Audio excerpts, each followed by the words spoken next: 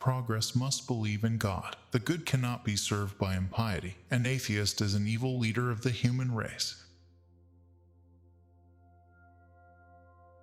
Whom man kills, God restores to life. Whom the brothers pursue, the Father redeems. Pray and believe and go onward into life.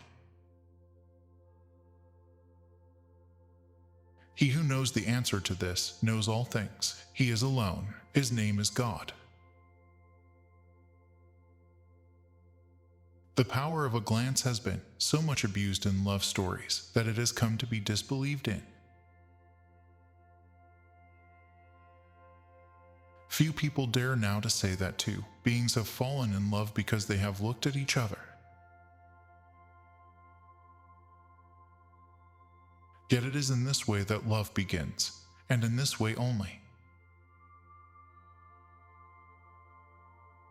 It is nothing to die. It is frightful not to live. Not being heard is no reason for silence. Laughter is sunshine. It chases winter from the human face. He who does not weep does not see.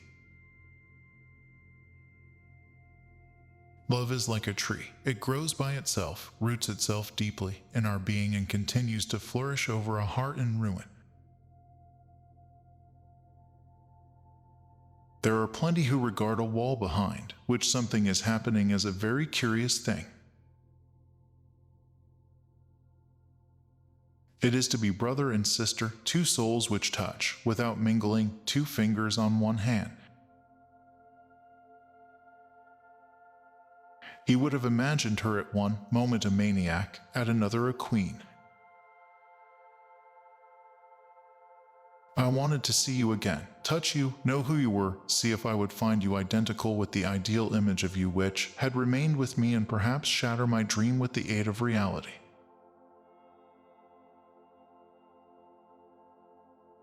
He left her. She was dissatisfied with him. He had preferred to incur her anger rather than cause her pain. He had kept all the pain for himself. Nothing makes a man so adventurous as an empty pocket. Mothers are often fondest of the child which has caused them the greatest pain.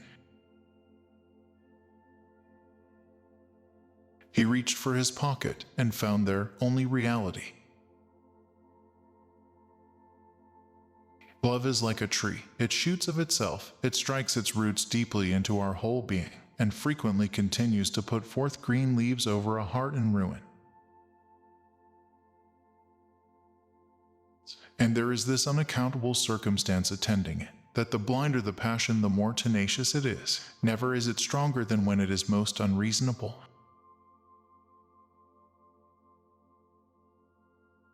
His judgment demonstrates that one can be a genius and understand nothing of an art that is not one's own. If you know what my love for you is, it is fire, it is molten lead, it is 1,000 daggers in my heart. At the moment when her eyes closed, when all feeling vanished in her, she thought that she felt a touch of fire imprinted on her lips, a kiss more burning than the red-hot iron of the executioner. He never went out without a book under his arm, and he often came back with two. To owe life to a malefactor, to be, in spite of himself, on a level with a fugitive from justice, to betray society in order to be true to his own conscience, that all these absurdities should accumulate on himself, this is what prostrated him. He sought to counsel and soothe the despairing by pointing to the resigned, and to transform the grief which sees only a pit into the grief which sees a star.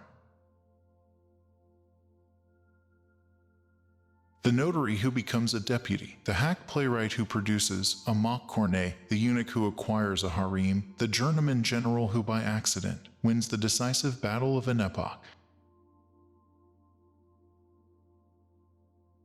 All this is what men call genius, just as they call a painted face beauty and a richly attired figure majesty. They confound the brilliance of the firmament with the star-shaped footprints of a duck in the mud.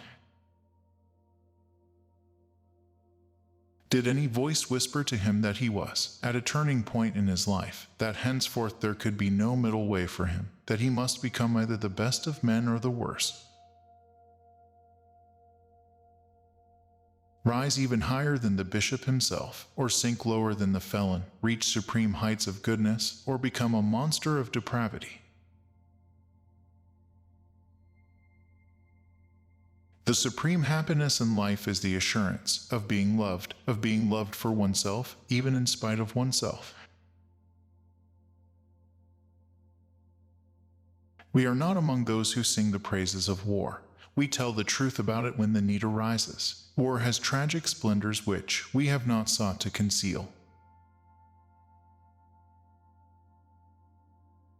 But it also has its especial squalors, among which is the prompt stripping of the bodies of the dead. The day following a battle always dawns on naked corpses. The pupil dilates in darkness, and in the end finds light, just as the soul dilates in misfortune and in the end finds God. There are people who observe the rules of honor as we do the stars from a very long way off. It is a charming quality of the happiness we inspire in others that, far from being diminished like a reflection, it comes back to us enhanced. In a word, they wanted progress, that hallowed, good, and gentle thing, and they demanded it in a terrible fashion, with oaths on their lips and weapons in their hands. They were barbarous, yes, but barbarians in the cause of civilization. For our part, if we had to choose between the barbarians of civilization and those civilized upholders of barbarism, we would choose the former. Since there is always more misery in the depths than compassion in the heights, everything was given, so to speak, before it was received.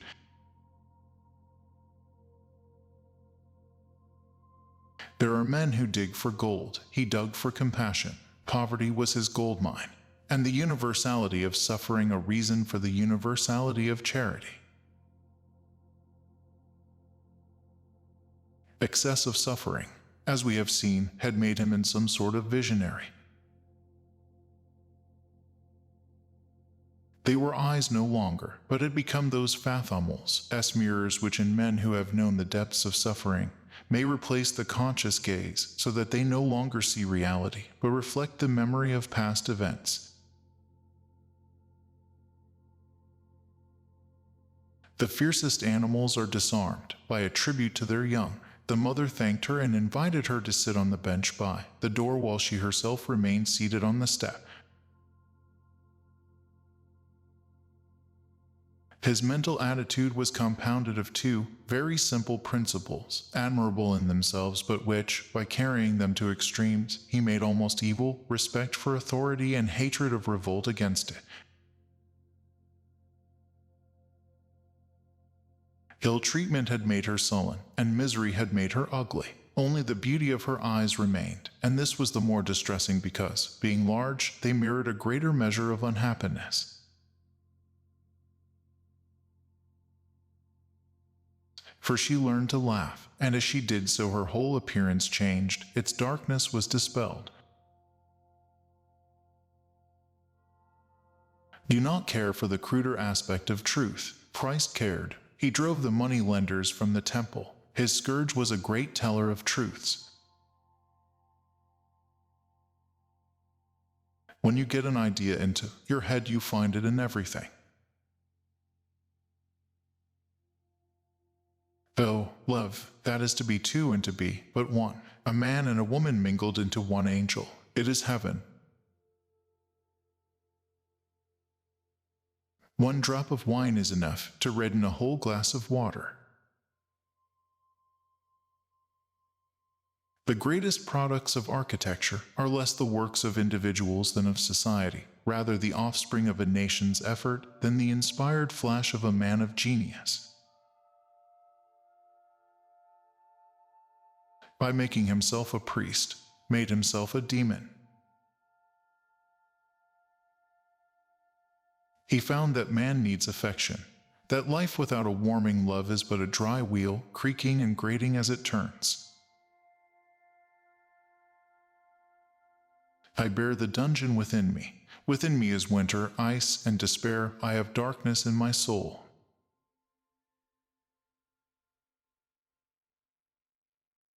But alas, if I have not maintained my victory, it is God's fault for not making man and the devil of equal strength.